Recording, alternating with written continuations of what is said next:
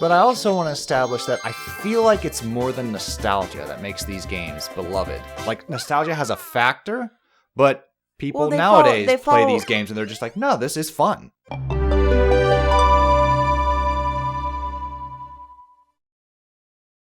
Alright, we're back with some more of Super Mario Sunshine. Alright, now I know where to go. This is how we get Yoshi. We're gonna go off to World 4, Prima Park, and we have to complete the 4th episode. I figured that out by reading the handy guide. I got some props here for you. So nowadays, usually when you're stuck, you'd flip your phone and look up and be like, how do I do this? Watch a video or a walkthrough and be like, that. But back then, a lot of these games came with manuals that kind of gave you like the basics of how the game operates and basic tips. As you can see towards the back, there's these notes that you were allowed to make.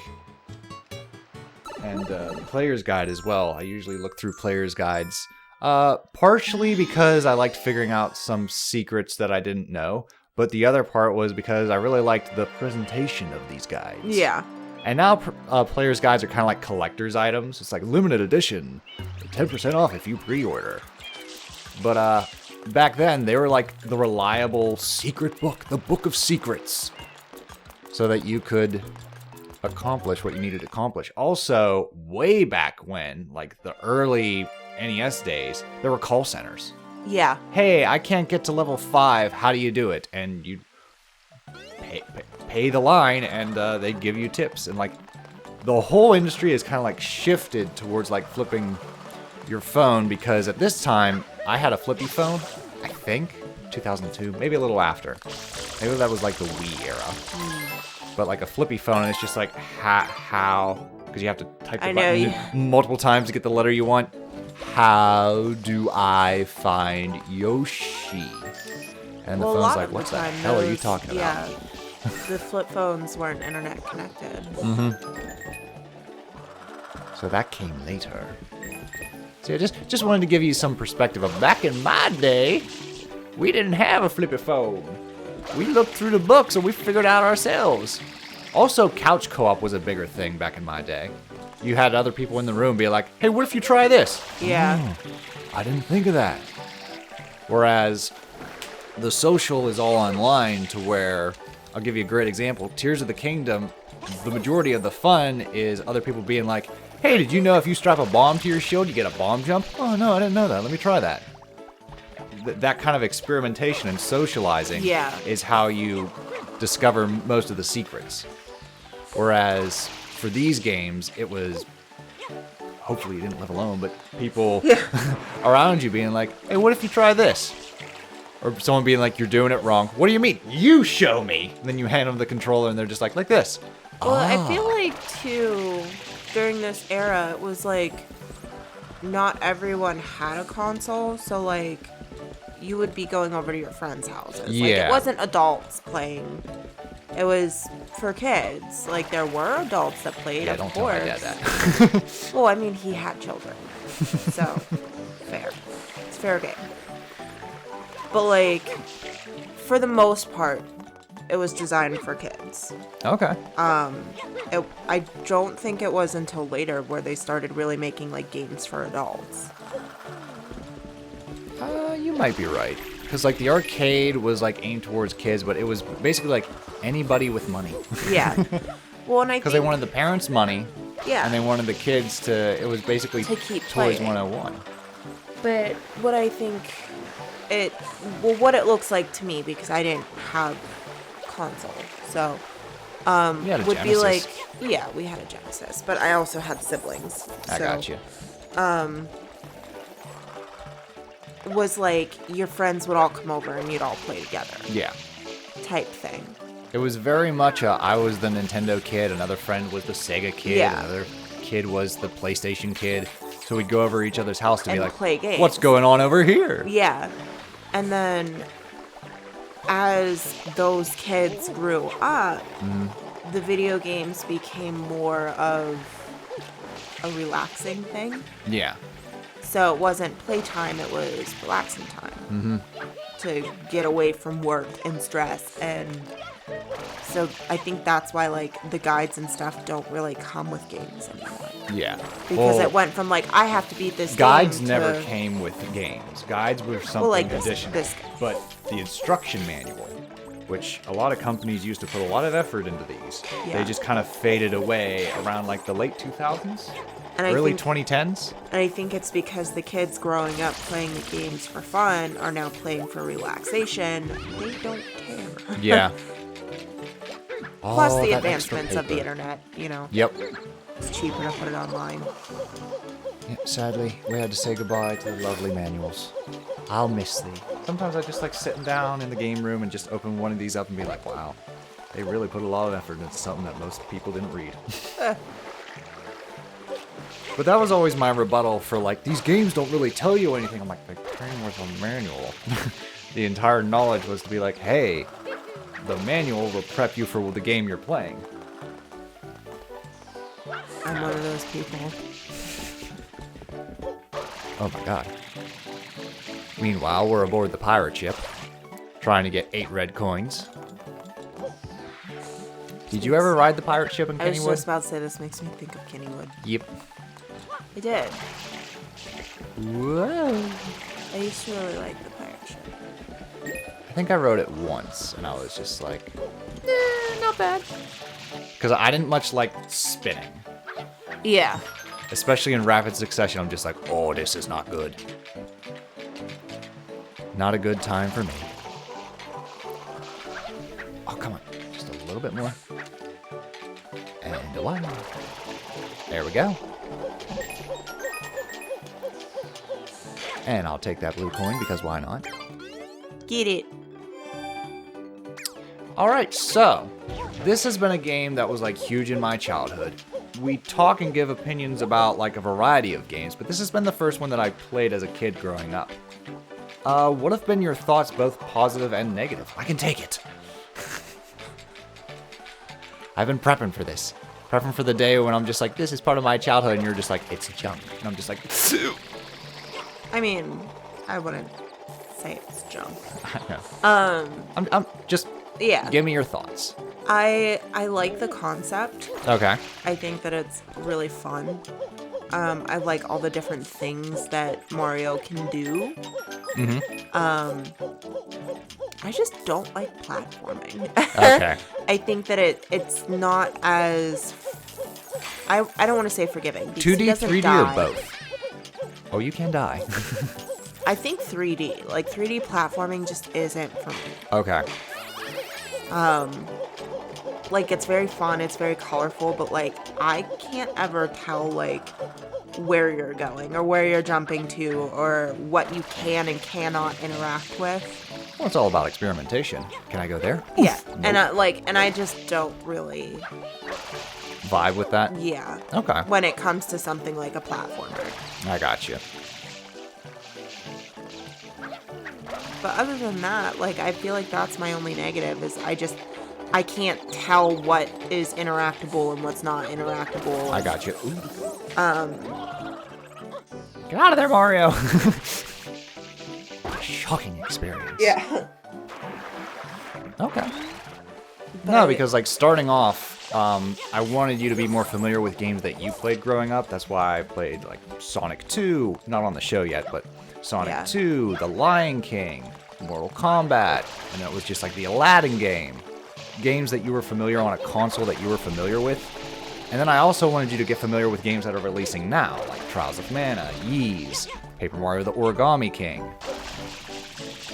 But also, I want to revisit my past as well, to kind of open up and be like, this is the stuff that I grew up with. This is what made me a gamer. Warts and all. And we're coming up on 4 years. I think now's a good time to be like, all right, she's ready to come in and tear down the drapes. I mean, I can see the nostalgia in it. It's like... Well, Now, if you would have been like, Alice 1 was my absolute favorite game growing up, like, it was the best, I'd be like, what the fuck is wrong with you? Like, I would be very curious as to why you thought it was so amazing. Yeah. But I also want to establish that I feel like it's more than nostalgia that makes these games beloved. Like, nostalgia has a factor, but people nowadays play these games and they're just like, no, this is fun. They follow a formula. Okay. You know, so it's like once you get the Mario formula down, like, yeah, it's going to be fun because you have the knowledge of how to play the game. Okay. Because I feel like Zelda is very similar. Like, there's a formula to Zelda, and once you get that down and you know what to do, like... Sky's the limit. Yeah. it really helps in having more fun playing the game. Okay. Alrighty then. Alright, so this is the Wilted Sunflowers. We complete this mission, and we unlock Yoshi. Sorry, she's ripping up the carpet, so I'm trying to keep her entertained. I do not entertain! I do not entertain! Are you not entertained? Shit. Well, because she wants food in the food bowls.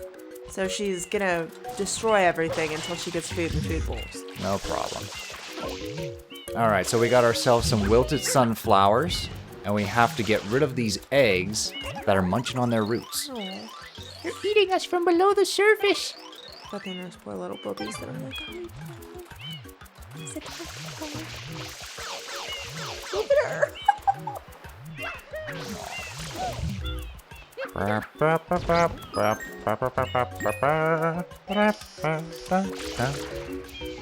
so these are like eggshell Koopas. These are some real creepy guys. They go like when they wake up. I mean, I do too. So. There we go. And the sunflowers get to bloom once more.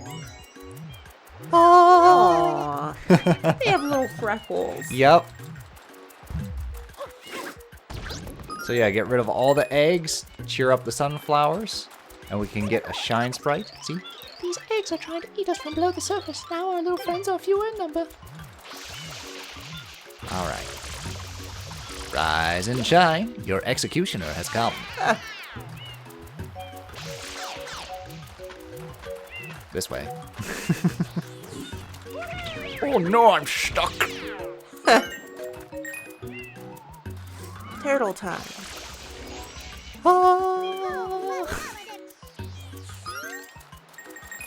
Very nice. Alright, I think we got 3 more. Come on. Oh, you're a stubborn one, aren't you? I'm sleeping. That was me this morning. I was like, I do not. My eyeballs are weird. I can't. It's always funny how, like, you go to sleep and you're just like, maybe if we get up early enough, we'll do this. And I'll be like, I'm going to hold her to that. Hey, we're doing it, aren't we? We are doing. I mean, my one eyeball is like... I could hear your one eyeball be like, just the way you said it. Hey, we're doing it, aren't we? Like you just stumbled out of a wreckage of a go-kart. You're like, hey, we're doing it, aren't we? Like my one eyeball still isn't awake yet, but... Aw. It's okay. I think it's because I took a melatonin at like 5. Oh, wow. So I'm still... You said those things kick ass. Oh, they do. But we went to sleep really, really early. We did. So I think it wore off, and I was awake for like 3 hours in the middle of the night. Okay, and then there was one.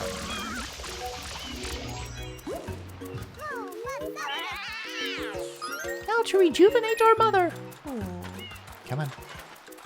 No, not on the sunflowers. Oh, really? That didn't count? I'm giving you a workout training before you eat today.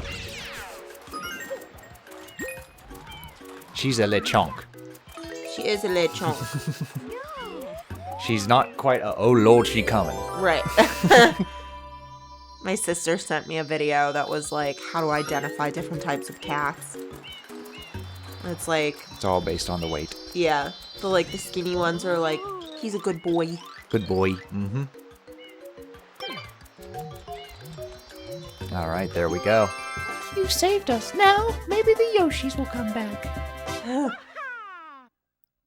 If we clean up the world, maybe, just maybe, the Lorax will come back. Wow, it's terrible. You went straight to Dr. Seuss. I went straight to COVID. I I was like, Listen. yeah, like everything did get kind of better. This playthrough kind of welcomes COVID. Corona Mountain. The Yoshi's coming back. Pollution. Cleaning up the world. Doing your part. There's even a level where Mario wears a mask. Not really, he wears a helmet, but still. But no, that was interesting how, like, so much wildlife and so much plant life was flourishing during the lockdown. It was kind of like, oh, on the one hand, like, this is, like, a big bummer, to put it lightly. Yeah. But, like, on the other hand, like, a lot of Like, species were able to the Earth flourish. is healing. Yeah, the Earth is healing. So, like, I don't know. It's controversial to keep talking about that. So we're going to switch over to rescuing Yoshi from Shadow Mario. Come here, little fella. Give me that egg. Because with Yoshi, we can eat the pineapple. And unlock World 5. Pineapple. Come back here. Pineapple. He gets more devious the more you get at this. Pineapple apple pen. Pineapple pen? Is that what you said? Do you remember that video, Pineapple Apple Pen? No, I do not. Oh my god. Pineapple apple pen? It's not the same guy that sang Gangnam Style, but it's along the same, like... What's he doing to that cinnamon roll? Cinnamon roll. That's not how you eat the cinnamon roll. Oh my god, I love it. Like, it just brings me so much joy, because I'm like, yes, that is exactly how you say cinnamon roll. It's funny because him saying it wrong like made me chuckle, but the dude losing his shit next to the video had me just gasping for air. Yeah, I love it. What are we supposed to do with that cinnamon roll? Cinnamon roll. Cinnamon roll. Come on, drop the damn egg. No, not back up there. I remember my German pap couldn't say aluminum, Aluminum. so he just called it foil. Foil. Go grab that foil. Yep. Oh, did I get him? Nope. He has to fall over and have a tantrum. Yeah. Shit. I'm gonna run out of water before I catch this guy. Rats. I just realized if I need chasing her with the laser to keep her occupied, she's gonna be... Yeah. Oh, yes. She was like, whew. I carried off that weight. Now I need my food bowls. She's gonna roar at me. It's not even gonna be a meow. She's just gonna straight up lion roar. That would be most impressive.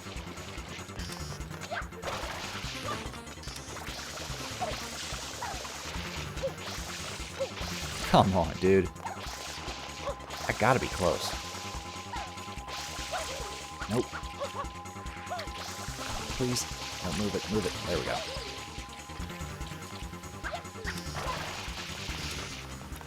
No, no, no, no, no, no.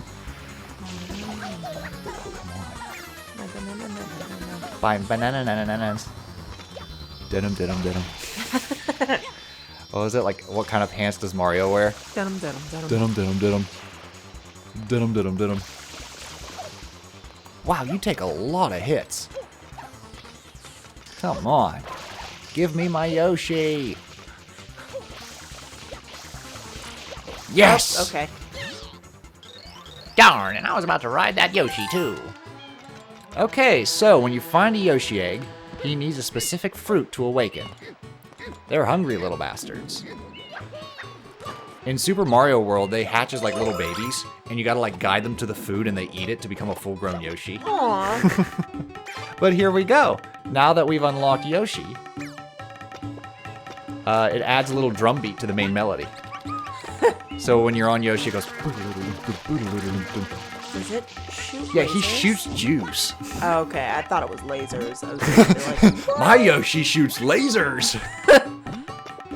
I'm a firing the lasers! It's like that concept that people were worried about when Jurassic World was announced. It's just like, oh my god, they're gonna mount the raptors, aren't they? But yeah, each time you eat a different fruit, Yoshi changes color. You are what you eat. Yoshi just shows up as a peach, like, I'm sorry, I got confused.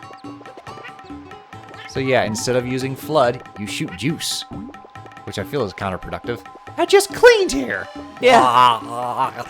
Just gonna shoot this juice everywhere. Damn it, Yoshi! Let's go to that pineapple.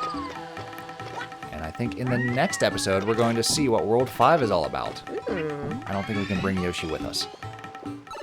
Yoshi's just stuck in the in-between. Next up, Serena Beach, the Manta Storm.